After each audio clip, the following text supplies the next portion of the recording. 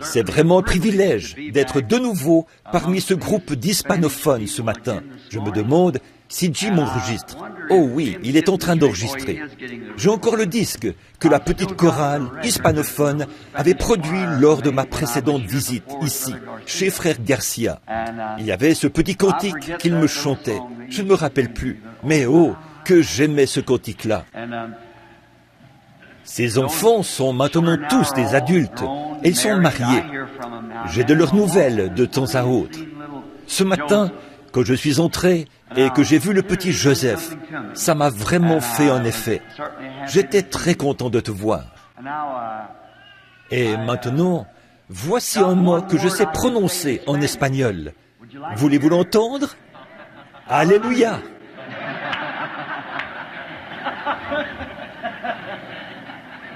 Il y a ce mot que je n'oublierai jamais. Une fois, j'essayais de me faire entendre par une femme sourde. Bon, il se peut que je le prononce de travers, voyez. Mais si je me souviens bien, c'était « oi ». C'est bien ça? Entendez-moi, entendez, « oi ». Et puis, je n'oublierai jamais « Gloria a Dios ». C'était vraiment merveilleux. Oh, j'ai eu l'occasion d'aller dans la capitale, Mexico, m'adresser aux gens là-bas. Que j'étais heureux. Et après mon passage ici, j'étais en Finlande. Je parlais à une petite Finlandaise. Et je n'ai jamais oublié ça. On m'avait amené dans ce qu'on appelle là-bas une Béthanie. Chaque pays a sa manière de concevoir la chose. Est-ce qu'il y a de l'écho? Je suis trop près du micro? Est-ce que vous m'entendez bien? C'est bon. Cette petite femme, c'était une ravissante petite dame. Mais elle était comme moi. Elle aimait beaucoup parler. Et l'interprète, elle parlait très vite. Et l'interprète n'arrivait pas à interpréter aussi vite qu'elle le souhaitait. Elle était là, le visage tout rouge. Elle disait, « J'ai un compte à régler avec les gens de Babylone. » Mais vous savez, j'ai remarqué que tous les oiseaux chantent en anglais. Les chiens aboient en anglais. Les bébés pleurent en anglais. Alors, c'est quoi le problème? Mais évidemment, chacun pense que sa langue est celle qu'on parlera dans le millénium. Or, pour nous qui avons reçu le Saint-Esprit, c'est vrai, puisque nous avons une langue céleste. Frère Rowe est parmi nous ce matin. C'est un diplomate de Washington. Je crois qu'il a travaillé sous 5 ou 6 présidents, 7 présidents. Vous pouvez imaginer comment je me sens, ici sur cette estrade, à prendre la parole alors qu'un tel homme est assis derrière moi. Mais j'ai toujours trouvé son témoignage exceptionnel. Surtout que je crois qu'il était luthérien, si je ne me trompe pas. Soit catholique, soit luthérien. Luthérien. Et il disait qu'il s'être glissé dans une tente, quelque chose comme ça, pendant une réunion pentecôtiste. Et s'être avancé, il a réussi à se frayer un chemin jusqu'à l'autel. Et là, le Seigneur est descendu sur lui. Et l'a si abondamment béni que je crois qu'il parle peut-être 7 langues. Il a raconté qu'il essayait de parler une langue, ça ne marchait pas. Puis une autre, ça ne marchait pas. Et j'imagine qu'il parle aussi espagnol, comme vous. Donc, il a essayé de parler toutes ces langues, mais ça ne marchait pas. Et savez-vous quoi? Voyez, Dieu a été tellement bon qu'il est descendu lui donner une langue qu'il n'avait encore jamais essayée. Il a dit que là, ça marchait. C'est vrai. Je crois que ce sera pareil de l'autre côté. Je garde dans mon cœur de nombreux souvenirs de la petite église qui se trouvait, je crois, je ne me rappelle plus l'endroit, quelque part ici, près de la rue Tonto. Ça, je m'en souviens. Je me rappelle qu'on disait rue Tonto, là où était cette église apostolique hispanophone. Je disais au pasteur que cette église serait un excellent endroit pour faire des réunions de réveil. C'est une église spacieuse, neuve, et les gens qui la fréquentent sont formidables. Alors je pense qu'elle conviendrait parfaitement pour des réunions de réveil, un de ces jours. Priez pour cela, pour que nous venions faire des réunions de réveil ici. Et j'espère que nous revivrons exactement ce qui s'était produit dans l'autre église. Je me souviens que les gens étaient debout dans la cour, appuyés contre la clôture, partout dans les rues, le soir où je devais repartir. C'était vraiment réjouissant. Je n'ai jamais oublié ça. J'ai un disque des jeunes femmes, de ces demoiselles et ses frères, qui avaient chanté. Ils en avaient fait un disque. Ils essayaient de chanter « Only Believe », mais ils avaient du mal à le dire comme il faut. Vous savez, au lieu de prononcer « Only Believe », ils disaient « Yonea Believe ». Voyez, je me rappelle que ma fille Rebecca et Sarah disaient, et elles le disent toujours, « Papa, chante, mets le petit disque des jeunes ». Au lieu de dire « hispanophone », comme elles ne savaient pas prononcer ce mot, elles disaient « des jeunes spinophones », des jeunes spinophones qui chantent « crois seulement ». Eh bien, je me rappelle que ces jeunes nous avaient accompagnés pendant cette série de réunions. Le réveil était en cours. Ils ont suivi les réunions jusqu'à la côte ouest. Et une petite chose s'est ancrée dans mon cœur. Quand nous avons quitté la Californie, frère Moore, frère Brown et moi, tout là-haut dans la capitale, quand j'ai traversé le bâtiment ce soir-là, ces jeunes se tenaient là à chanter « Il prend soin de toi ». Vous l'avez entendu. Dans la joie ou le chagrin, il prend soin de toi. Souvent, dans des pays étrangers, dans les champs de bataille où se livrent les combats de ce monde, alors que j'essaie d'apporter le message de Christ, je me remémore ces filles et ces garçons en train de me chanter ce cantique. Il prend soin de toi. Dans la joie ou le chagrin, il prend toujours soin de toi. Donc, cela a été une grande source d'inspiration, une aide. J'ai rencontré votre brave pasteur et je suis vraiment heureux de voir que l'Église est vivante, que vous avez ce grand et beau bâtiment ici, avec des places assises pour tous et un très grand parc de stationnement. C'est vraiment un bon site aux mains du Saint-Esprit. Si nous pouvions simplement lui faire voir, lui faire savoir que nous réclamons un réveil, alors je crois qu'il nous l'accorderait. Bon, ce soir, nous serons à l'église de Frère Outlaw, l'église du nom de Jésus, de l'autre côté de la ville. Frère Outlaw, je crois, est lui aussi de l'église apostolique. Je pense que le nom de Jésus, c'est simplement le nom qu'il se donne, qu'il donne à son église. Je pense qu'il est de foi apostolique. Et donc, nous comptons être là-bas ce soir. Or, ceci n'est pas une façon pour nous de dire à l'église hispanophone, allez là-bas, parce que vous devez rester à votre poste. Puis, il y aura un grand rassemblement des hommes d'affaires chrétiens à partir de jeudi, après que les réunions seront terminées dans les autres églises. Jeudi.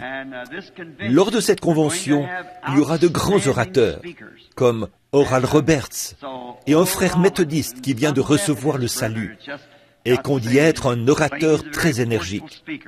Je suis convaincu que vous serez comblés à ces conventions. Quant à vous, les adolescents, un rassemblement a aussi été prévu pour les adolescents, comme le frère vient de l'annoncer. Je tiens à ce que mes enfants soient là pour y prendre part. Donc venez, nous serons contents de vous voir là-bas. Que le Seigneur vous bénisse tous.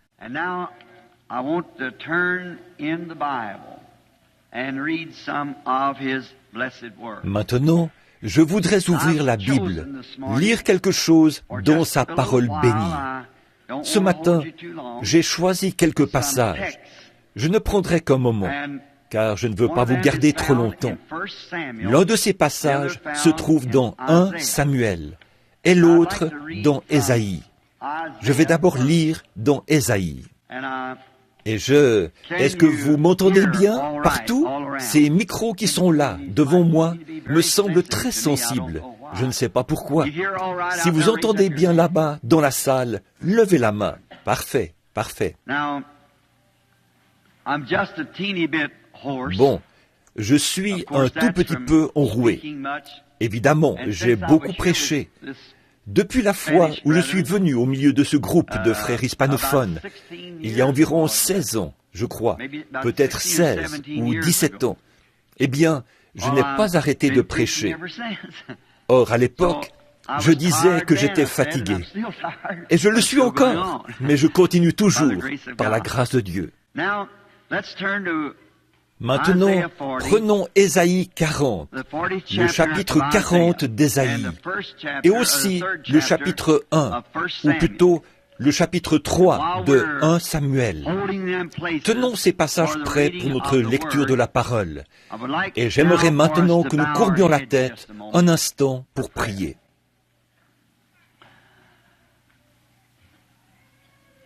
Our Heavenly Father, we are grateful today for this privilege.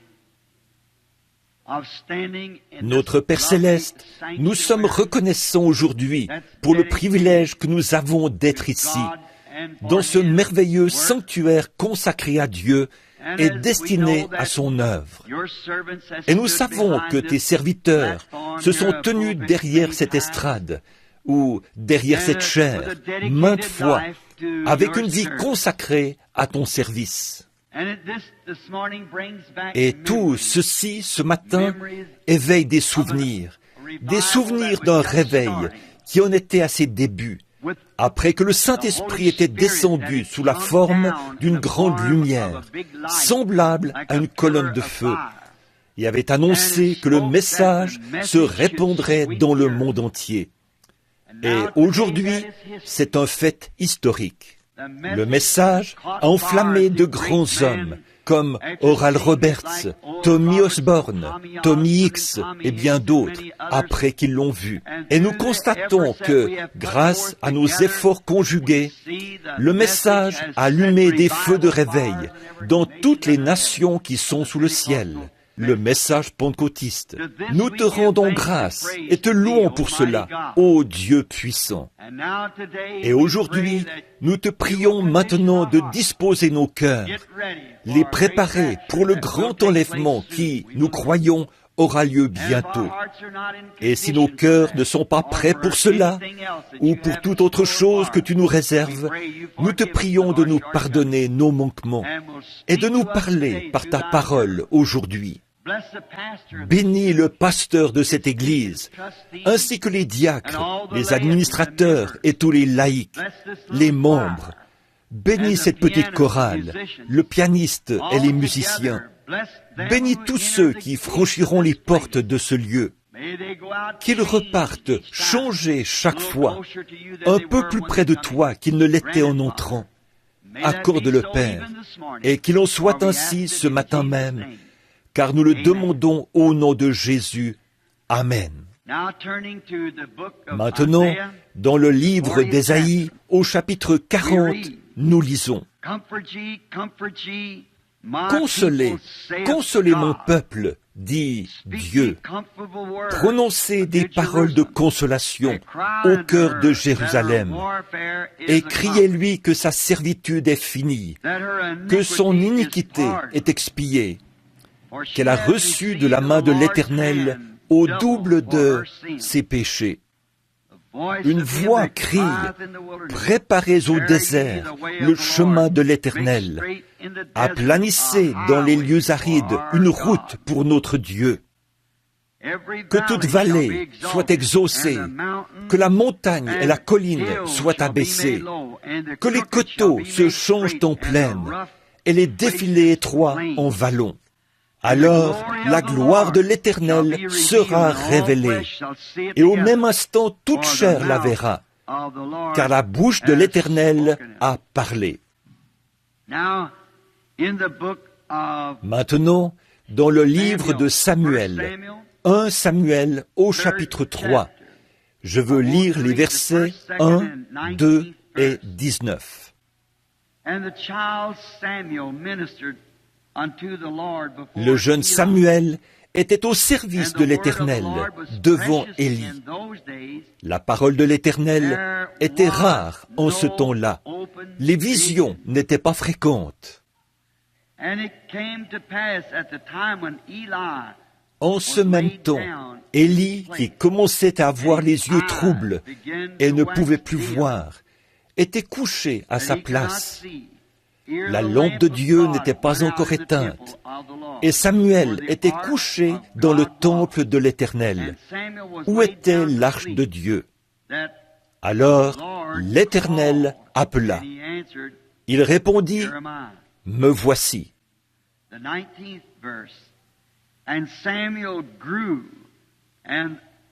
Verset 19. Samuel grandissait.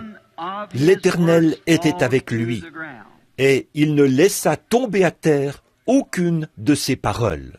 Oh, that would be enough text that we could speak on here for a month. Oh, ce texte contient assez de matière pour alimenter une prédication d'un mois. Nous pourrions aussi tirer un abondant contexte de ce glorieux texte. Mais ce matin, si nous comptons terminer à l'heure prévue, nous n'avons plus qu'une vingtaine de minutes de... L'école du dimanche est finie, je suppose. Ou peut-être se fera-t-elle après ce service, je ne sais pas. Mais, quoi qu'il en soit, voici le sujet que je désire élaborer. La voix de Dieu en ces derniers jours. C'est une époque tout à fait remarquable. Dans le passage des Écritures qui sert de base à notre prédication, nous constatons qu'il est dit, du temps de Samuel, les visions n'étaient pas fréquentes. Et donc, quand il n'y a pas de vision, dit la Bible, le peuple est sans frein. Nous devons avoir une vision. Les visions viennent aux prophètes. C'est la parole du Seigneur qui leur est adressée.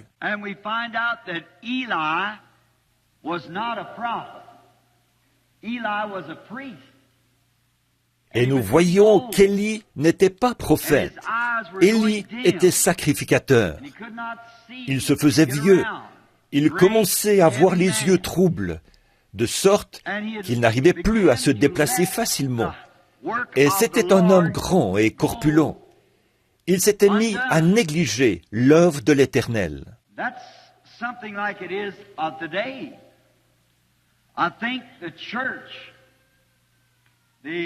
Et c'est un peu ce qui se passe aujourd'hui. Je pense que l'Église, l'organisation et les dénominations sont sur le champ missionnaire depuis si longtemps qu'elles commencent à se relâcher. Et on néglige l'œuvre du Seigneur. La parole de vérité, parce que l'Église elle-même a maintenant les yeux troubles. Alors, ce qu'il nous faut aujourd'hui, c'est que la voix de Dieu parle parmi nous, nous ramène. Voyez, Élie était couché, et là, sa vue baissait. Il était sacrificateur. Il n'y avait pas de vision adressée directement aux gens de la part de l'Éternel. Et c'était un grand besoin. Or Dieu a promis de subvenir aux besoins de l'heure. Il le fait toujours.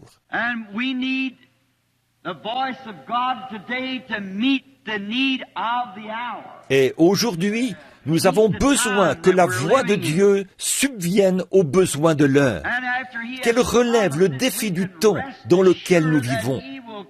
Et comme il a fait cette promesse, nous pouvons être sûrs qu'il tiendra sa promesse.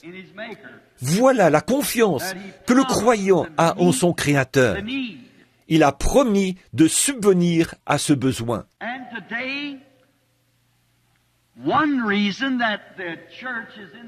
Et aujourd'hui, une des raisons pour lesquelles l'Église est dans l'état où elle est, c'est qu'il y a tant de voix, tant d'autres voix qui détournent l'Église de la voix de Dieu. Elles sont si nombreuses qu'il est fort probable que beaucoup n'entendraient pas la voix de Dieu, même si on la prononçait au beau milieu d'eux. Peut-être qu'ils ne comprendraient même pas cette voix, parce qu'elle leur serait étrangère. Ils ont focalisé toute leur attention sur les voix du jour.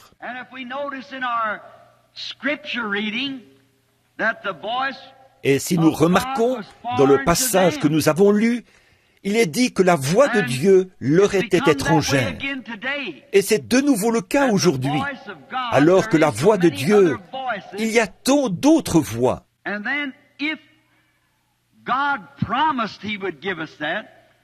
Si Dieu a promis qu'il nous donnerait cela, et si les autres voix sont contraires à la voix de Dieu, alors ces voix sont certainement la voix de notre ennemi. pour semer la confusion, nous empêcher de comprendre la voix de Dieu quand elle parle. Nous remarquons que c'était un peu la même chose avec Élie et avec Samuel. Mais Élie a tout de suite reconnu qu'il s'agissait de Dieu. Or voilà, c'était carrément un blasphème contre Élie. En effet, puisque la voix de Dieu, s'étant adressée à Samuel, lui avait parlé des mauvaises actions d'Élie, qui avait dorloté ses fils, alors que ceux-ci gardaient pour eux l'argent et la chair offerte en sacrifice. Ça, ce n'était pas bien. Ils faisaient ce qui est mauvais, contraire à la parole de Dieu. Et Samuel avait la seule chose que Samuel pouvait faire, c'était de rapporter fidèlement ses paroles. Mais il était un peu réticent, parce que cela condamnait le lieu même où il avait été envoyé pour y être éduqué, par Élie et dans le temple. Mais Élie lui a dit, « Parle !» Voyez ?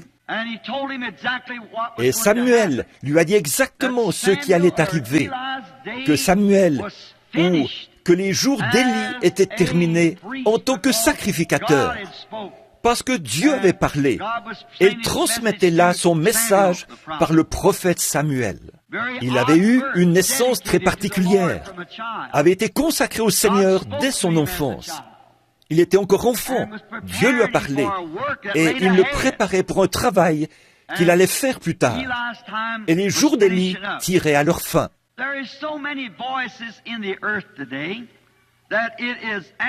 Il y a tant de voix sur la terre aujourd'hui que ça rend les choses vraiment difficiles, parce que ces voix étouffent la voix du surnaturel.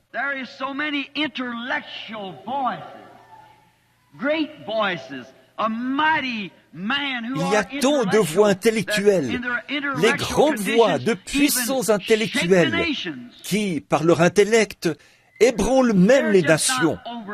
Ces gens ne sont pas nés de la dernière pluie, loin de là.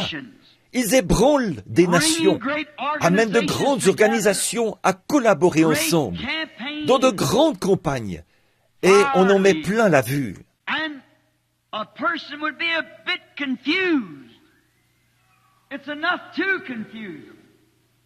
C'est assez déroutant pour les gens. Il y a de quoi être dérouté quand on voit ces choses évoluer et avoir du succès. Et il y a des voix qui s'élèvent pour faire ces choses, ce qui fait que la voix de Dieu est reléguée quelque part à l'arrière-plan, la véritable voix de Dieu. Et la voix de Dieu, ils disent, comment reconnaîtrons-nous que c'est la voix de Dieu ? C'est que, aujourd'hui, à cette époque-là, elle était dans un prophète confirmé. Et aujourd'hui, comment nous reconnaissons que c'est la voix de Dieu ? Par la manifestation de la parole du prophète. Le prophète de Dieu, c'est ceci. Une véritable voix de Dieu ramène simplement ce vrai Dieu, ce Dieu vivant, surnaturel, avec sa parole surnaturelle et la manifestation surnaturelle de la véritable parole. Nous reconnaissons alors que c'est la voix de Dieu.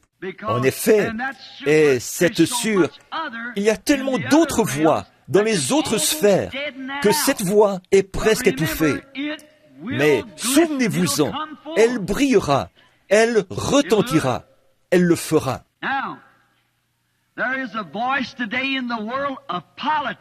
Maintenant, il y a aujourd'hui une voix dans le monde politique. C'est une grande voix. Et les gens, dans cette grande ère politique, vont carrément... La politique est partout dans leurs églises et tout.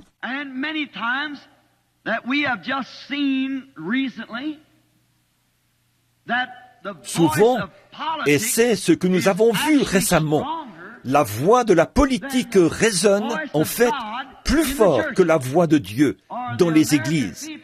Sinon, le peuple américain n'aurait jamais fait ce qu'il vient de faire. Voyez, il ne l'aurait jamais fait.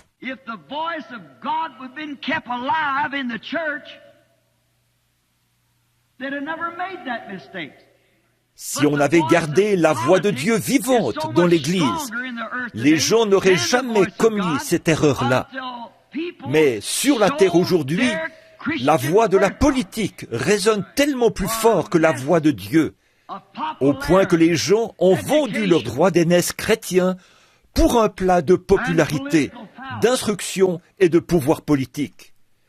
Que c'est honteux ce que nous voyons là. Le fondement même, ce sur quoi notre nation a été fondée. Voilà que les gens ont fait volte-face. Ils ont voté la chose même qui nous avait amenés à quitter l'autre pays. Et Plymouth Rock, le Mayflower et tout ça. Nous sommes venus développer cette grande économie qui est la nôtre.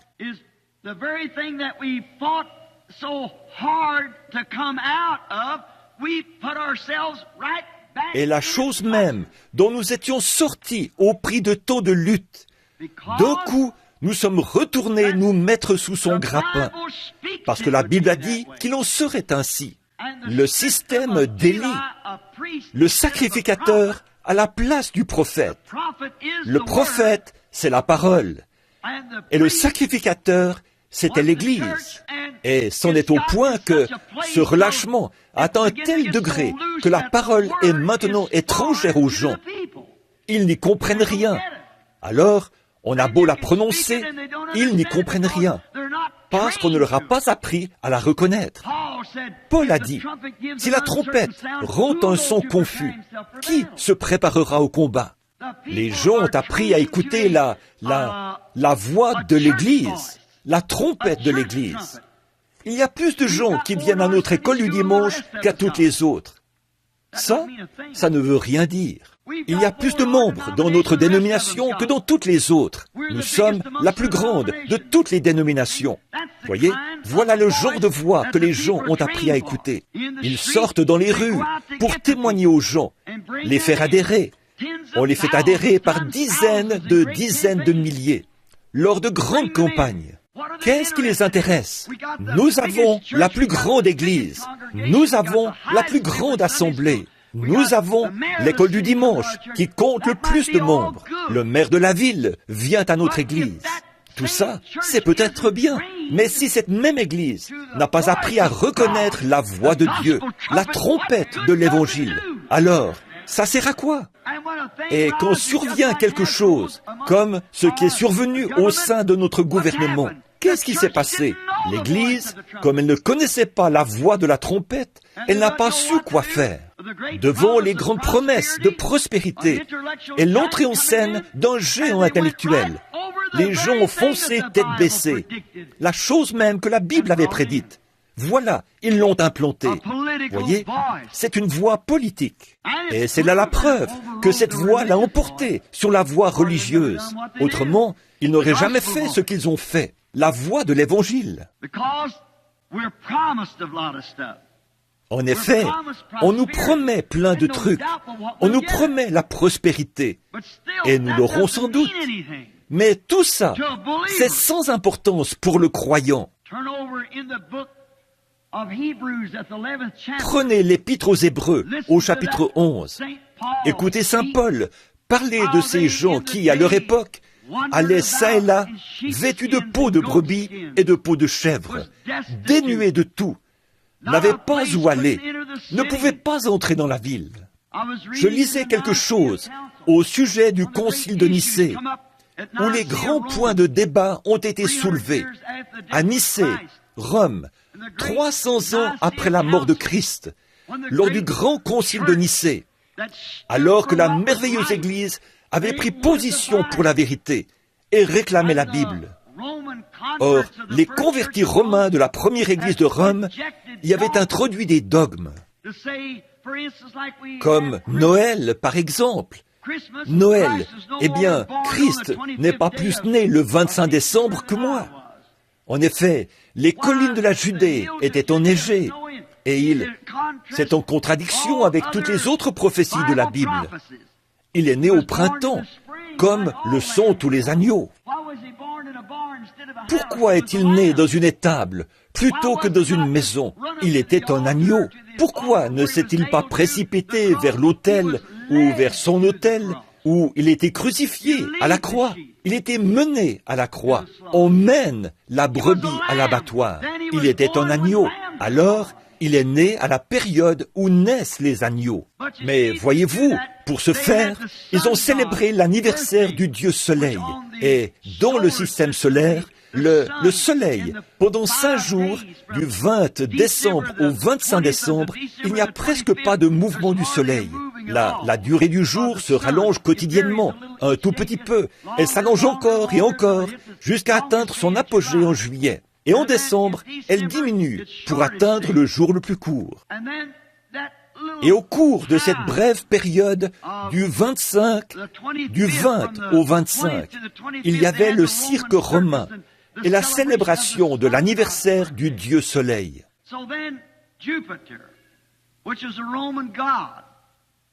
Donc, c'était Jupiter, un dieu romain.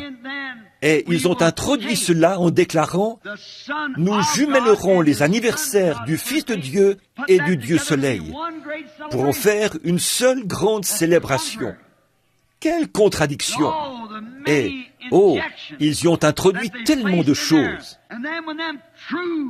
Et puis, quand les véritables hommes de Dieu qui voulaient s'en tenir à la parole, comme Polycarpe, Irénée, Martin, ces grands saints de Dieu de la première heure, qui voulaient s'en tenir à la vérité.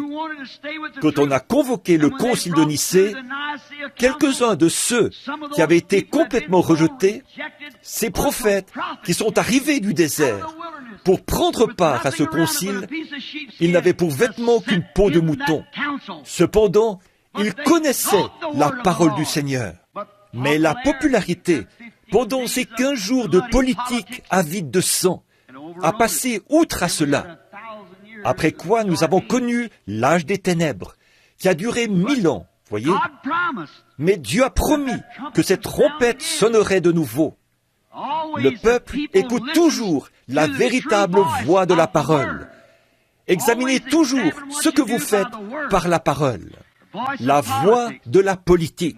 Chez nous, en Amérique, et dans le reste du monde, nous avons une voix qui parle très fort aujourd'hui. Et cette voix, c'est la voix de Hollywood. Elle s'est emparée du monde entier. Si quelqu'un de Hollywood sort quelque chose, ça se retrouve partout dans le pays. Maintenant, nous remarquons qu'ils ont établi des modèles en matière d'habillement et de coiffure pour nos femmes. Ils établissent des modèles de vêtements. L'Église est censée connaître la voix de la trompette de Dieu sur ce sujet. Mais il y a tellement de confusion parce qu'on voit les autres le faire. Des modèles. Ne prenez jamais pour modèle ce genre de choses, parce qu'elles sont périssables. Écoutez toujours la voix de Dieu, ce que lui, il déclare à ce sujet. Donc, nous remarquons qu'à Hollywood, ils sortent toutes sortes de choses. Permettez-moi de prendre un instant pour parler de ça, avant de continuer. Il y a quelque temps, on a commercialisé un objet qu'un homme de Hollywood. Bon, rien contre cet homme. C'est un mortel pour lequel Christ est mort. Mais je veux simplement vous montrer quelque chose. Ils ont inventé un petit objet que les enfants utilisent, appelé le hula hoop ou quelque chose du genre. Et si vous avez remarqué cette vulgarité et tout ce qui vient avec, et qui plus est, chez de jeunes enfants, c'est mal, ça. Hollywood is full of the gunfighters. Et Hollywood est plein de professionnels de la gâchette. Or, tous ceux qui connaissent l'histoire savent qu'à l'époque, ces professionnels de la gâchette, ces gars-là, ce n'étaient pas des citoyens recommandables, c'étaient des renégats. Ils étaient comme Al Capone et Dillinger. Il y a une série télévisée de Hollywood qu'ils appellent « Police des plaines ». L'autre jour, j'ai appris en écoutant le moniteur que le gars qui joue là-dedans, Harness ou quelque chose, ou Harness, ou je ne me rappelle plus comment il s'appelle, est censé il joue le rôle de Matt Dillon, un shérif de le Kansas. Matt Dillon était peureux comme un lièvre. Il a abattu 28 hommes d'une balle dans le dos, des innocents. Il allait à l'extérieur de Dodge City et se tenait en embuscade dans le buisson. Quand un homme approchait, on l'avait appelé auparavant pour lui signaler qu'un certain malfaiteur allait passer dans la ville. Alors il restait caché et quand ce dernier arrivait, il lui tirait une balle dans le dos.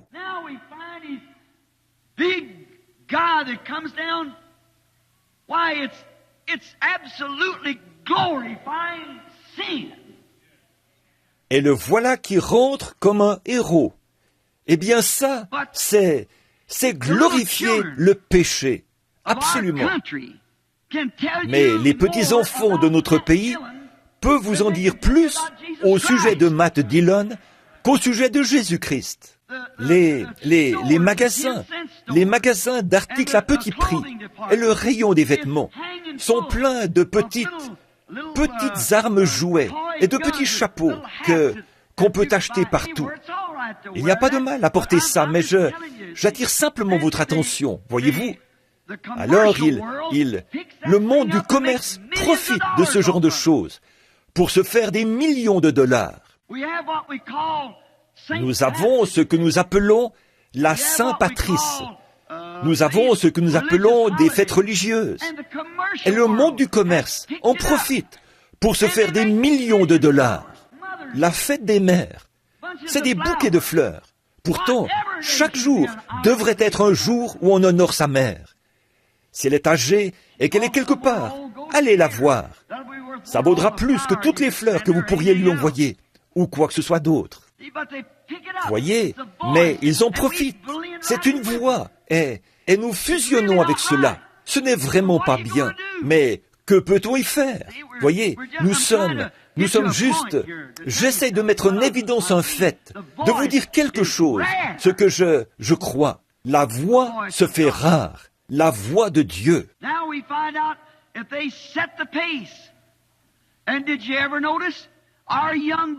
Donc, nous constatons que c'est eux qui donnent le ton. Et l'avez-vous déjà remarqué? Nos jeunes garçons, maintenant, c'est Ricky et Elvis. Si vous avez un enfant qui se nomme comme ça, changez ça au plus vite. Appelez-le numéro 1, 2 ou autre chose. Pas ça, c'est une horreur. Vous dites, qu'est-ce que ça change, un nom? Eh bien, ce nom signifie quelque chose, certainement. Votre nom marque votre vie. Frère Branham, vous voilà lancé dans la numérologie. Non, pas du tout. Je suis lancé dans l'Ainsi dit le Seigneur. Pourquoi donc Jacob qui vivait, comme son nom l'indiquait, comme un trompeur, un supplantateur, Jacob. Et quand Dieu l'a changé, il a aussi changé son nom. Dieu a changé Saul en Paul, Simon en Pierre. Ces noms véhiculent quelque chose, absolument. Ricky, Elvis et des noms comme ceux-là. Ce sont des noms américains modernes qui amènent systématiquement les enfants à adopter ce genre de comportement. Vous voyez ce que je veux dire? Bon, j'espère que je ferai mieux de m'arrêter là, de ne pas trop m'avancer sur ce point. Vous voyez ce que je veux dire? De peur que vous ne compreniez pas. Mais toutes ces choses, en fait, les gens ordinaires ne les comprennent pas. Ils ne saisissent pas, parce qu'ils suivent la tendance. Ces voix, voilà tout ce qu'ils écoutent.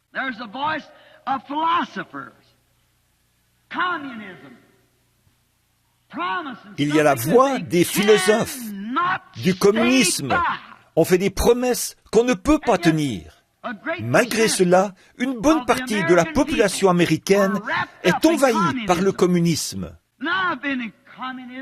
Or, j'ai été dans le communisme, ou plutôt dans les régions où on pratique le communisme. En Allemagne, à l'est de Berlin, il y avait là-bas de gigantesques maisons impressionnantes de l'extérieur.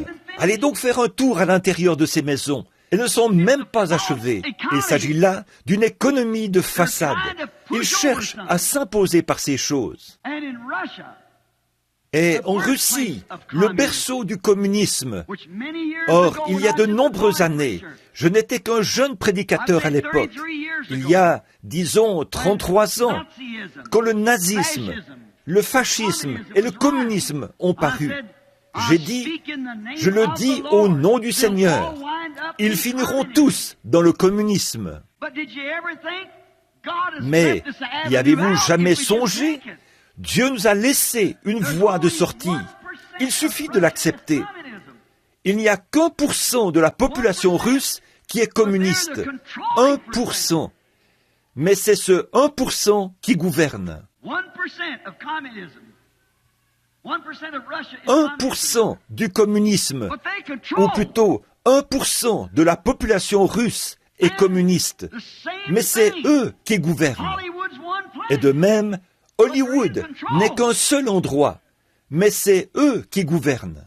Environ 1/3 ou les 2/3 de la population des États-Unis sont pratiquants, sont des membres d'église. Mais c'est eux qui gouvernent dans ces dénominations. Ce qu'il faut au communisme, là-bas, c'est que la voix de Dieu s'élève au milieu d'eux. Et cette voix couvrira le communisme de honte. En Finlande, quand ce petit garçon avait été ressuscité ce jour-là, et qu'on m'escortait à 3 pâtés de maison du lieu où ce petit garçon avait été ressuscité, des soldats communistes, des Russes, se tenaient là au garde-à-vous, et les larmes leur coulaient sur les joues. Ils disaient, « Nous accepterons un Dieu qui peut ressusciter les morts. » Ça, c'est dû à la négligence de l'Église catholique, de l'Église luthérienne et de toutes les dénominations là-bas qui ont pris tout l'argent, ont construit des organisations et n'ont rien donné aux gens. Ils vivent comme le reste du peuple. Ils doivent.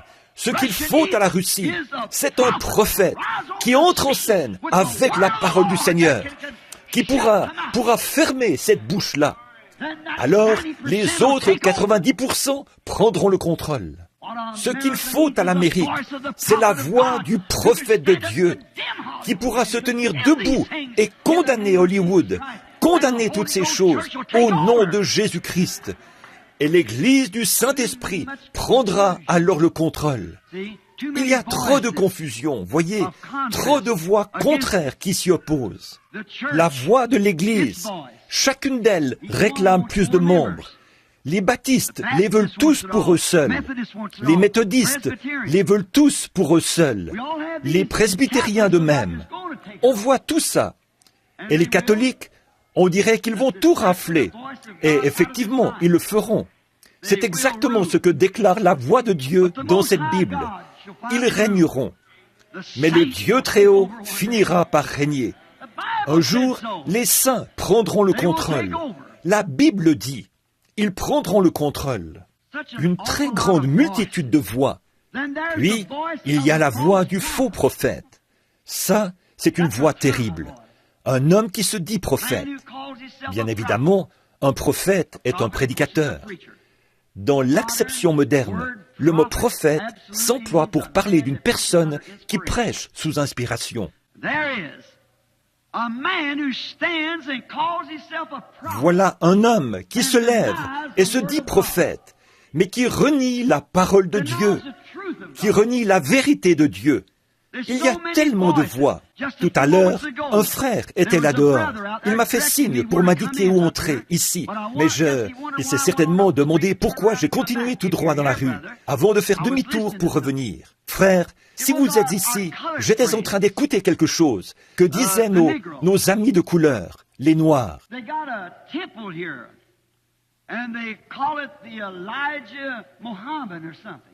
Ils ont un temple ici qu'ils appellent l'Élie Mahomet, ou quelque chose comme ça.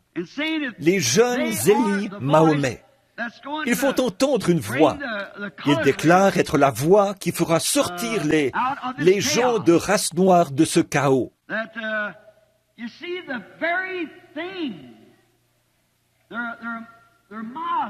Alors, vous voyez, cette chose-là, leur temple musulman est ici, leur mosquée. Eh bien, vous voyez, n'est-ce pas, que la base même de cette chose-là est fausse.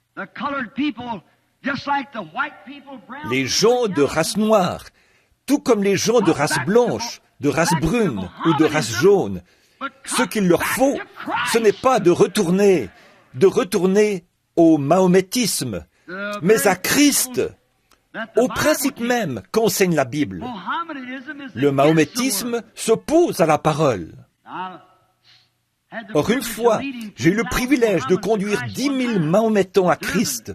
C'était à Durban, en Afrique du Sud. Le mahométisme ne produit rien d'autre que de la psychologie. La psychologie, ce n'est pas mauvais, tant que la psychologie ne nie pas la parole. Mais quand la psychologie nie la parole, alors la psychologie, c'est une mauvaise chose. Elle rend un son confus.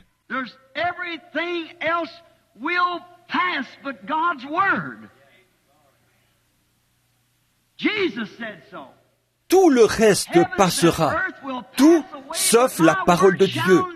Jésus l'a dit. Les cieux et la terre passeront, mais ma parole ne passera jamais. Alors, voyez-vous, nous devons nous en tenir à la parole, à la voix. Tant de gens sèment la confusion. Ces gens se lèvent, ils ne connaissent pas la parole, et ils disent des choses qui peuvent paraître très raisonnables. Le communisme, c'est quelque chose de très raisonnable. Tout le monde doit être pareil. Il n'y a plus de capitalistes.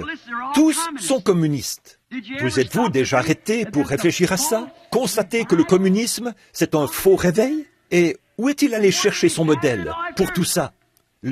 Jésus a dit que les deux esprits seraient tellement proches que cela séduirait les élus si c'était possible.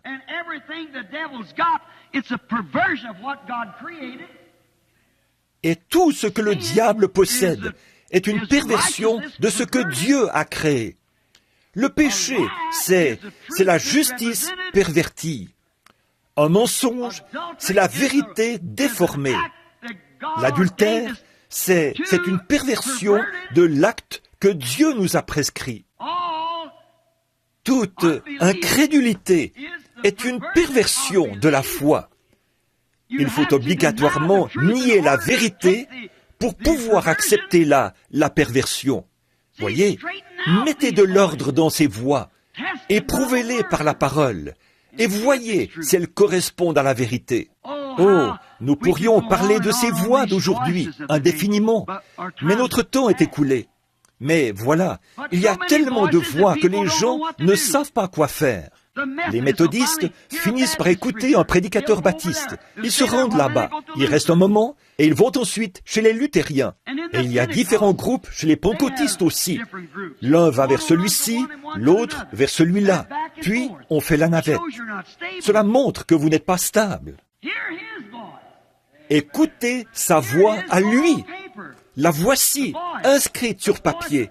La voix, cette voix sera confirmée si elle est la vérité. Le monde ecclésiastique ne sait pas quoi faire. Le monde politique est dans le chaos. Tout semble être dans le chaos. Les gens partent pour suivre quelque chose d'autre qui vient de surgir. Une veste, un manteau. Quand j'étais à Rome, là-bas, ils ont 19 clous authentifiés qui auraient été enfoncés dans les mains de Jésus. Pourtant, il n'y en a que 3. Mais leurs registres font état de 19 clous.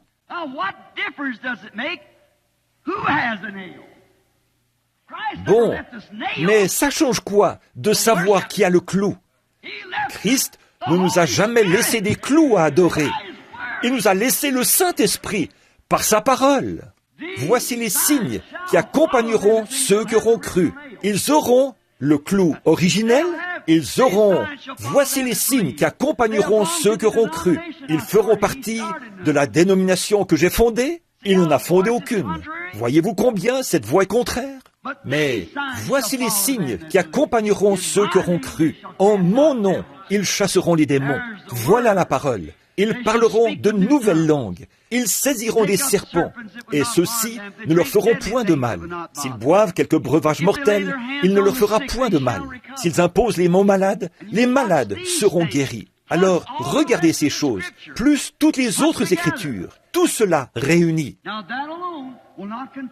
Or, juste cela, ce ne sera pas une preuve, pas du tout.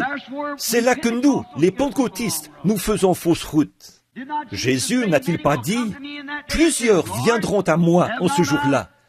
Ils me diront, « Seigneur, n'ai-je pas fait beaucoup de miracles en ton nom? N'ai-je pas prophétisé en ton nom? N'ai-je pas fait toutes ces choses en ton nom? » Et Jésus a dit, « Retirez-vous de moi, vous qui commettez l'iniquité. Je ne vous ai jamais connu. » Voyez-vous, mes sœurs et mes frères, pourquoi je condamne tant cette génération et porte une accusation contre elle? Vous aurez beau parler les langues des hommes et des anges, danser par l'esprit partout dans l'Église, ça n'a rien à y voir. J'ai vu des Mahométans danser partout, comme ça. J'ai entendu dans un camp de sorciers, j'ai vu des sorcières se lever, parler en langue et en donner l'interprétation, dire exactement ce qui allait arriver. Et c'est arrivé comme prédit. J'ai même vu un crayon se dresser, écrire en langues inconnues quelque chose qu'un seul individu a pu lire. C'était du diable. Vous ne pouvez pas baser votre destination éternelle sur une sensation. Satan peut imiter n'importe quelle sensation. Pas. Ce qu'il faut, c'est connaître Christ. Alors, quelque chose change dans votre vie. Observez votre vie, comparez-la à la parole, pour voir où vous en êtes. Faites un inventaire. Absolument.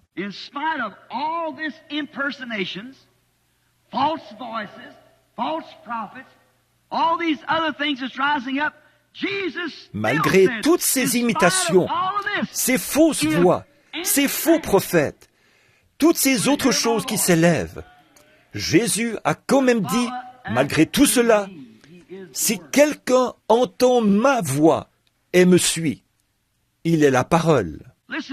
Écoutez la commission qu'il nous a donnée aujourd'hui, malgré toutes ces voix. Et j'ai dit qu'il faudrait des heures pour signaler toutes ces voix. Tout cela est déroutant pour les gens. C'est une situation pitoyable. Car, après tout, vous n'aurez pas une seconde chance. Vous devez saisir cela maintenant. Vous n'en aurez peut-être pas l'occasion ce soir. Vous n'en aurez peut-être pas l'occasion demain. C'est maintenant. Quand vous entendez ma voix, n'endurcissez pas votre cœur, comme au jour de la révolte. C'est maintenant l'heure. C'est le moment favorable. Et alors, si quelqu'un entend ma voix, cela indique que sa voix sera encore présente au milieu de tout ce chaos. Il a encore une voix. Pourquoi? Sa voix demeurera pour toujours. La voici. Les cieux et la terre passeront, mais ma voix ne passera pas. Sa parole. Prenons, disons, encore 5 minutes, rapidement.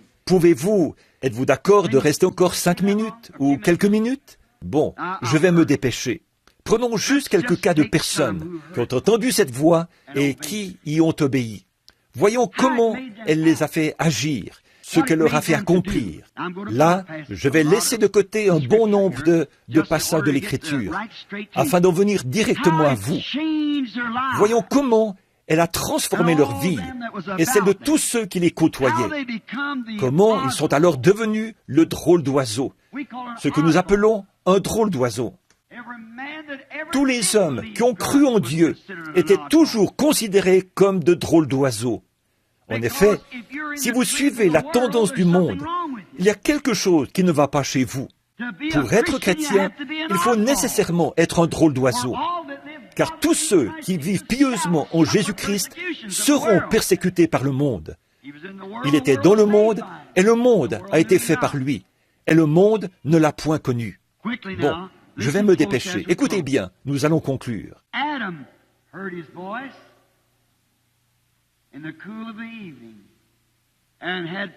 Adam entendait sa voix dans la fraîcheur du soir et communiait avec lui. Adam n'avait pas de condamnation en lui. Il entendait la voix de Dieu et il disait, « Père, je m'étends maintenant pour dormir. » Et il s'étendait, Ève s'appuyait sur son bras, le lion, le tigre et les animaux sauvages se couchaient autour de lui. Rien ne pouvait lui faire de mal. Impossible d'attraper des maladies, impossible de se demander s'il se réveillerait le lendemain matin, car ils allaient se réveiller. Adam entendait sa voix exactement comme il devait l'entendre.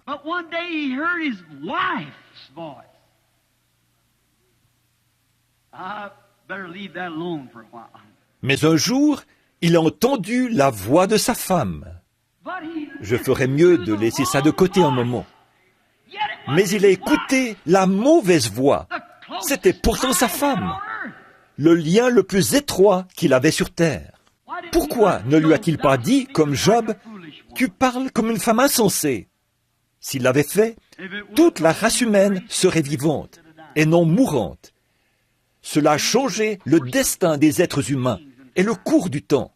Mais il avait entendu la voix de Dieu. Il avait été en communion avec elle. Mais quand il s'est retourné, comment a-t-il su que sa femme avait tort ? Souvenez-vous, c'était agréable. Aujourd'hui, nous pensons que notre organisation, notre Église, nous pensons que notre prospérité actuelle est un signe de l'approbation de Dieu. Ça paraît bien. Quand Michée s'était tenu là, devant 400 prophètes, ça paraissait bien. Tout ce territoire leur appartenait. Mais les Philistins l'avaient occupé, ou les Assyriens. Ça paraissait bien. Ce que disaient ces prophètes, « Monte, ça nous appartient, prends-le !» Mais ce n'était pas la voix de Dieu. Alors Michée s'est retourné et il a maudit cette voix. Sur quoi se basait-il pour agir de la sorte ? C'est parce que sa vision était parfaitement conforme à la parole. La seule manière de s'y confier et d'y voir clair aujourd'hui, c'est qu'elle doit correspondre à la parole.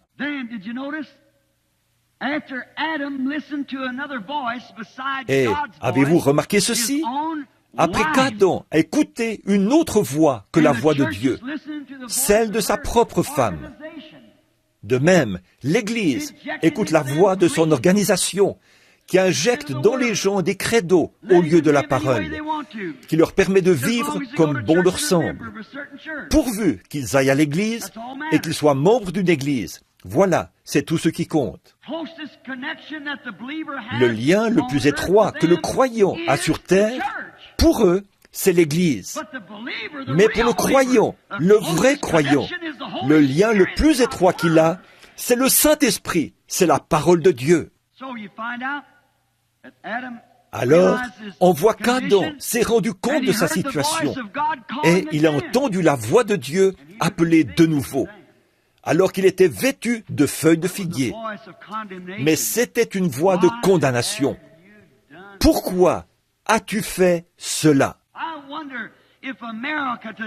Je me demande si l'Amérique aujourd'hui, ou le monde, dans cet état de tumulte religieux, avec l'Amérique qui est en train d'engloutir, d'être engloutie, si bien qu'on aura bientôt une religion nationale, qui est assis devant moi. Je sais que ceci est enregistré et que ça ira dans le monde entier. Nous avons mis sur pied des programmes de bande, de sorte que chaque message atteint le monde entier, tous les autres pays. Eh bien, si vous ouvrez les yeux, vous verrez que vous n'êtes vêtus que de feuilles de figuier, que la véritable voix de Dieu résonne.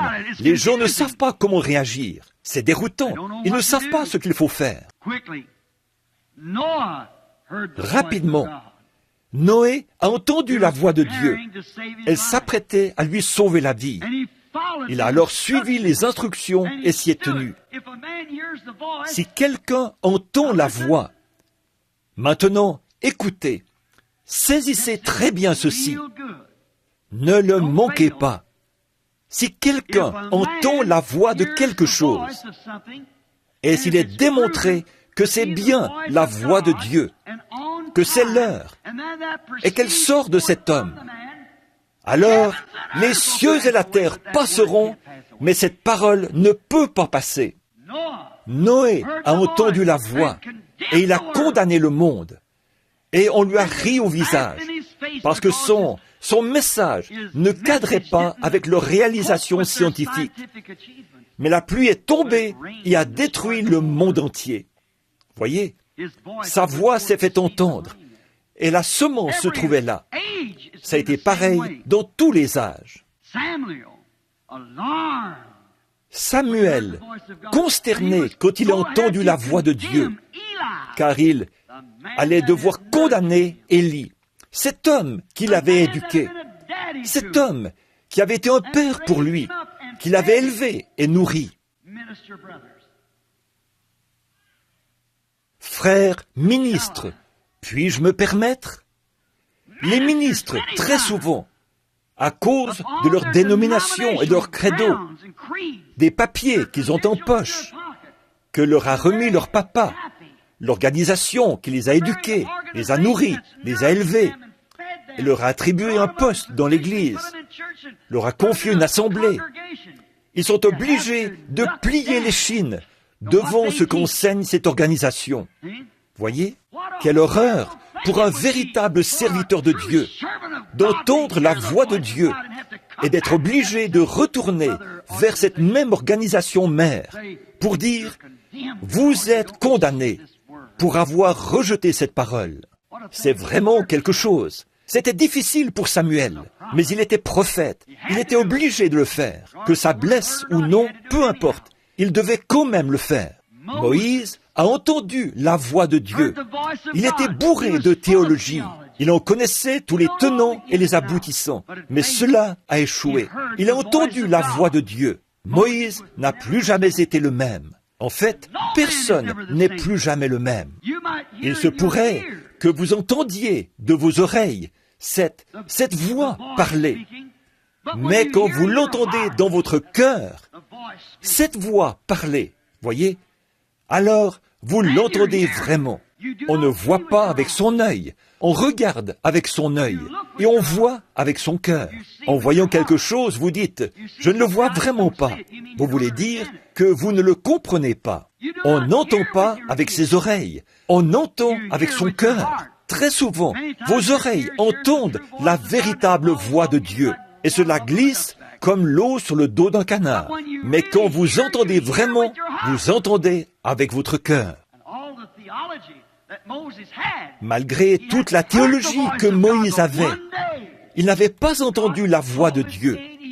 Mais un jour, Dieu a pris à part ce berger de 80 ans. Il lui a parlé, et là, il a saisi. Il lui a prouvé qu'il était Dieu. La première chose qu'il a faite pour Moïse, c'est qu'il a confirmé sa parole. Je vais là-bas, je me souviens de ma promesse. Et voici ce qu'il a promis pour les derniers jours, qu'il susciterait un peuple parmi les nations, et toutes ces promesses. J'ai fait cette promesse. Il a dit, Moïse, ôte tes souliers.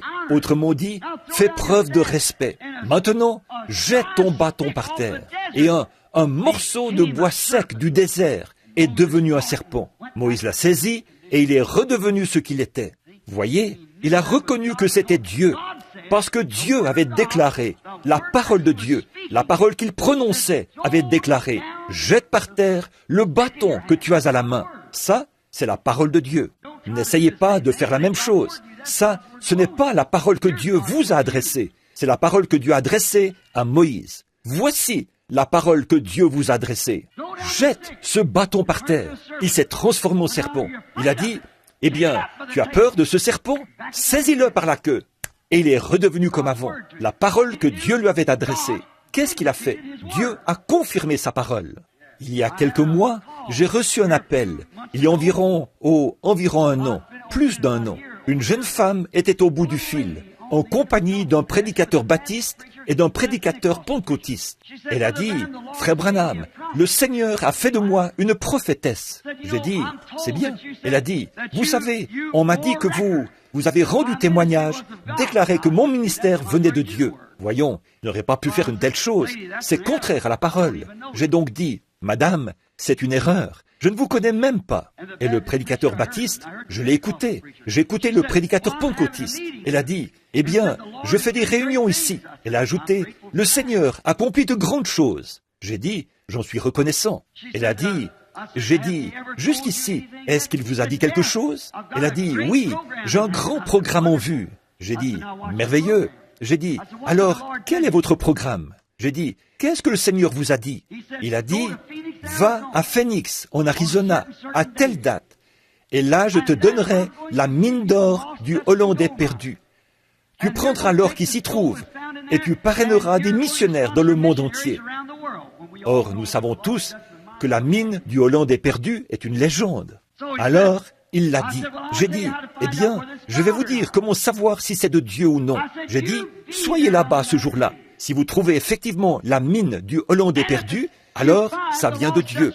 Si, par contre, vous ne trouvez pas la mine du Hollandais perdu, alors repentez-vous et débarrassez-vous de cet esprit de mensonge. Voilà le moyen de savoir si c'est de Dieu ou non. Dieu a dit, Moïse, jette ce bâton par terre. Il se transformera en serpent. Il l'a fait. Il a dit, saisis-le et il redeviendra un bâton. Il l'a fait. Quand Dieu promet un ministère en ces derniers jours, il doit le confirmer, exactement comme il a dit qu'il le ferait. Vous reconnaîtrez alors que vous avez reçu la voix qu'il faut. Vous écoutez la chose qu'il faut, puisque c'est la parole qui se confirme. Voyez? Oh, que... Je suis désolé. Bon, Moïse a eu un comportement différent. Voyez comme c'est bizarre ce que Moïse a fait là. Bon, quand on suit la voix de Dieu, on passe toujours pour fou aux yeux du monde. Le lendemain, on retrouve Moïse avec sa femme assise sur un mulet, un marmot sur la hanche. C'est ce qu'on dit dans le sud. Bon, un enfant sur la hanche. Et les voilà partis.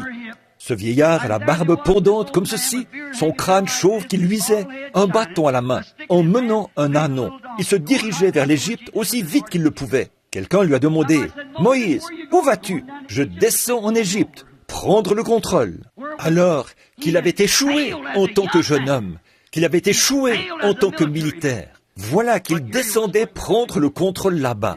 Et il l'a fait. Pourquoi? Il avait entendu la voix de Dieu. Et il en a vu la confirmation pour son époque, les choses qui devaient arriver à son époque. Il a vu cela.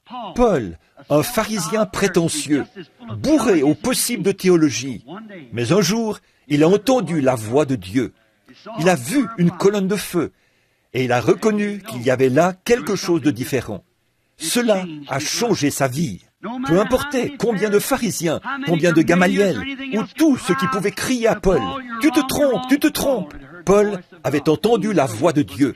Il savait que c'était la vérité. Pierre, religieux au possible, il observait les traditions des anciens. Il ne mangeait pas de viande. Non, monsieur. Il ne voulait rien avoir à faire avec ça. Il observait vraiment les traditions des anciens, à la lettre. Qu'est-ce qui s'est passé? Un jour, il a entendu la voix de Dieu. Ne regarde pas comme souillé et impur ce que je déclare pur. Il était un homme changé. Il était prêt à aller partout où le Seigneur l'enverrait. En terminant, je dirais ceci. Une fois, il y avait un homme qui était croyant. Il était mort depuis 4 jours. Il était dans le sépulcre. Il sentait mauvais. S'en allait en décomposition. Mais il a entendu la voix de Dieu dire « Lazare, sors !» Si cette voix a ramené à la vie un homme qui était mort, en état de décomposition, quel effet produira-t-elle sur une église qui a encore la vie en elle? Elle devrait ressusciter ces gens, les sortir de ce gâchis. Toutes ces voix dont nous avons parlé, la religion, la politique, Hollywood, toutes les fausses prophéties et ces choses qui ont été proclamées. Au milieu de tout ça, la véritable voix de Dieu ramènera à la vie un homme qui était mort par son péché et par ses offenses. Elle devrait ramener à la vie une église rétrograde. Absolument. Souvenez-vous, pour conclure, je dis ceci, puis je m'arrête. Jésus a dit que l'heure viendrait où tous ceux qui sont dans le sépulcre entendraient la voix de Dieu. Et vous allez l'entendre. Quel que soit votre état, vous l'entendrez quand même. Certains de ceux qui sortiront du sépulcre viendront en jugement. Ils entendent la voix, mais c'est une voix de jugement. Et si vous entendez cette voix aujourd'hui, si longtemps après, quand vous entendrez ma voix, n'endurcissez pas votre cœur, comme vous l'avez fait au jour de la révolte. Et si vous, pentecôtistes, qui vous rassemblez de nouveau dans les credos, dans la mondanité, ayant l'apparence de la piété et reniant ceux qui ont fait la force, avant de devoir paraître à la résurrection pour être condamné. En effet, car la voix de Dieu qui vous parle à travers la parole maintenant vous condamnera ce jour-là. Si vous n'êtes qu'un croyant tiède, la voix de Dieu crie dans votre cœur ce matin. Tu es un croyant tiède. Vous avez intérêt à vous repentir. Vous, hommes, femmes, jeunes hommes ou jeunes femmes, qui ne vivez pas pour Christ et à qui la voix de Dieu parle par sa parole, disant « Arrête de faire ces choses ». Vous avez intérêt à arrêter, parce qu'un jour, vous l'entendrez de nouveau et elle vous condamnera. Vous ne pouvez pas nier cela. Elle vous parle en ce moment. Et souvenez-vous, c'est enregistré.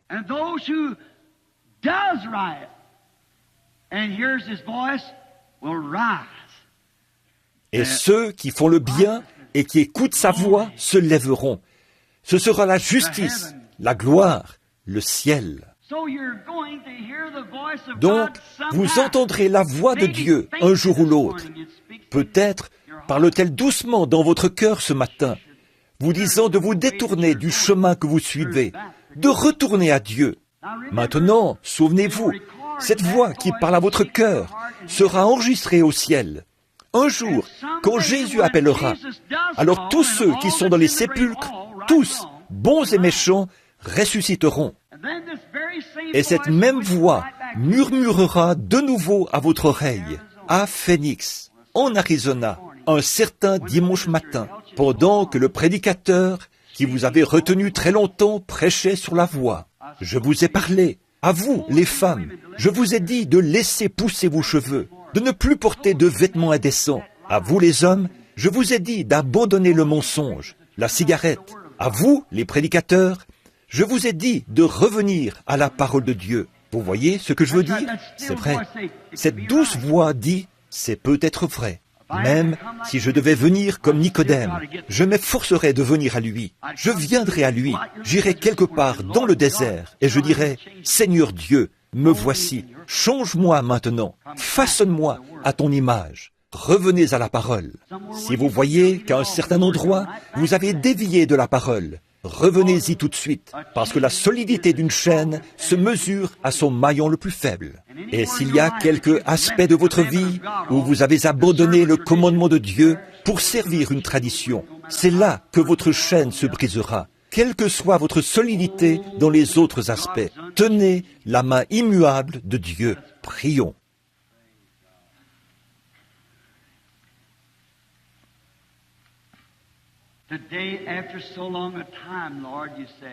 Aujourd'hui, si longtemps après, Seigneur, c'est ce que tu as dit, que tu parlerais, que tu écrirais tes lois sur les tables des cœurs.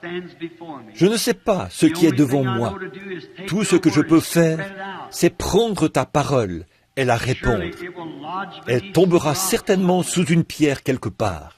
Je te prie, ô Dieu, de parler à chaque jeune, à chaque personne d'âge mûr, chaque personne âgée, qui que ce soit. Parle à mon cœur, Seigneur. Parle au cœur de ces ministres. Parle au cœur de toute l'Assemblée. Nous prions, Père, qu'aujourd'hui, nous entendions ta voix. Et nous savons que, comme du temps de Samuel, les visions ne sont pas fréquentes et elles déconcertaient les gens. C'est pareil aujourd'hui. Nous avons des songes et des songeurs. Nous avons des gens qui parlent et d'autres qui interprètent. Mais une vision qui vient avec la parole du Seigneur, corrigée.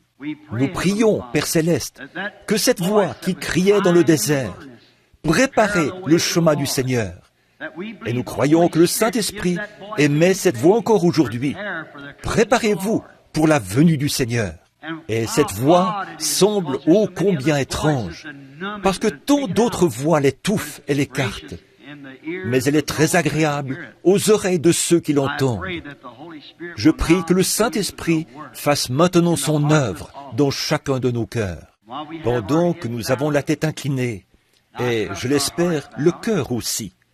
Si vous savez que dans un certain aspect de votre vie, vous avez désobéi, si vous savez qu'un certain passage de l'Écriture est un enseignement biblique, mais que vous ne l'avez pas mis en pratique, parce que quelque chose, la voix de Hollywood, vous a fait agir autrement. Si vous avez trouvé un passage, vous les prédicateurs, un passage de la Bible qui est l'exacte vérité, mais que vous savez que votre organisation vous mettrait à la porte si vous enseignez cela, vous savez pourtant que c'est l'absolue vérité. Vous qui acceptez ce qui est mauvais, qui menez une mauvaise vie, vous, les pères et les mères, qui ne faites aucun effort pour corriger vos enfants, pour les éduquer. Il se pourrait que vous fassiez de votre mieux, mais qu'ils continuent quand même dans la voie du monde. Mais vous leur avez donné l'exemple à suivre. Sinon, la voix de Dieu vous dit, ne fais pas ça. Maintenant, pendant que toutes les têtes sont inclinées et que tous les yeux sont fermés, puisse le Dieu du ciel regarder au fond du cœur de tous ceux qui sont affamés, pour leur signaler leur tort. Qu'ils lèvent alors la main vers Dieu pour dire, « Seigneur, je désire réellement que ta voix ôte de moi toute incrédulité, tout ce qui n'est pas à ton image, et fasse de moi ce que tu veux que je sois. » Voulez-vous lever la main pendant que le Seigneur vous bénisse? Que Dieu vous bénisse. Et la Bible dit, Jésus a dit que malgré toutes ces autres voix, malgré cela, si quelqu'un entend ma voix, suivez-le et vous recevrez ce que vous désirez. Seigneur, le temps tire à sa fin, mais la Bible dit que tous ceux qui crurent furent baptisés. Je prie, Père Céleste, que tous ceux qui ont levé la main en guise d'une véritable confession, car par la parole de Dieu qu'ils ont lue, ils ont constaté qu'ils avaient tort. Je n'ai même pas remarqué la moitié de ceux qui ont levé la main. Ce n'est pas à moi de regarder, mais à toi, Seigneur. Tu connais le motif et l'objectif derrière chaque main qui s'est levée. Fais que, dès cette heure, ils prennent cette résolution dans leur cœur. À partir d'aujourd'hui, j'accepterai la parole de Dieu et la voix de Dieu. Je suivrai cela, quoi qu'il m'en coûte. Et qu'ils repartent en gardant présent à l'esprit ce cantique du poète. Jésus doit-il porter sa croix tout seul et le reste du monde vivre dans l'insouciance? Non, il y a une croix pour chacun, il y a une croix pour moi. Je porterai cette croix consacrée jusqu'à ce que la mort me libère.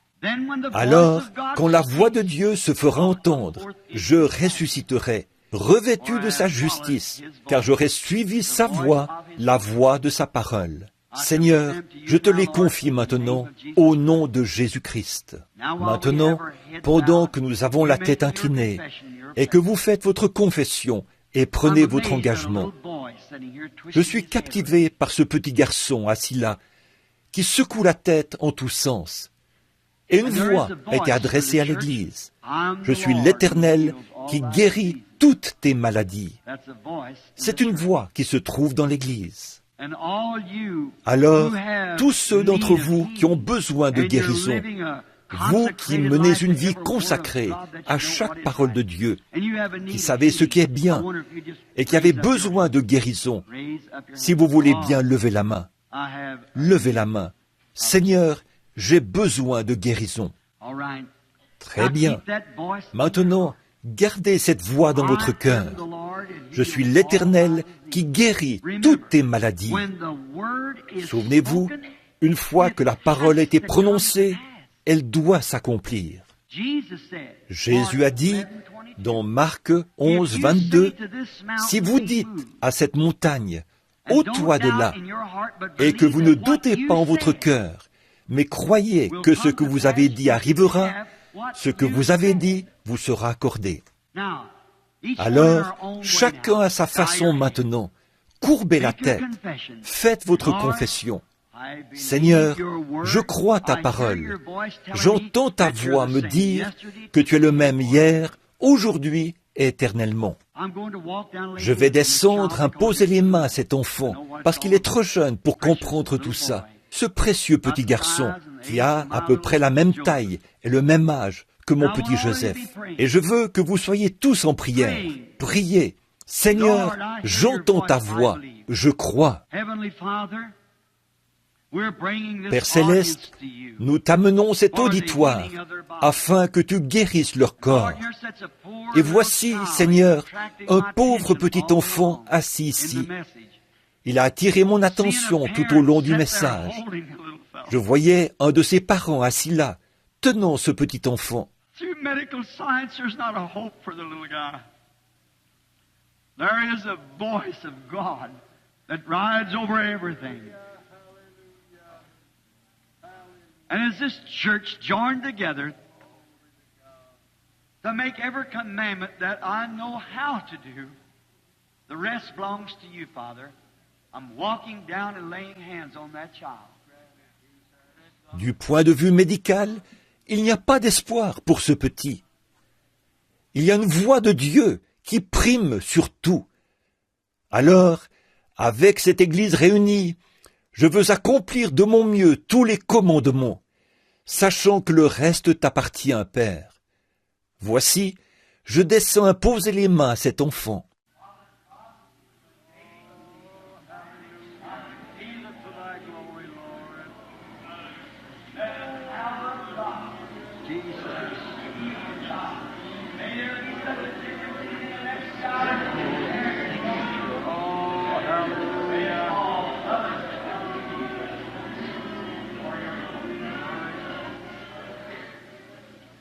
Dieu notre Père, au nom de Jésus-Christ, je condamne cette chose.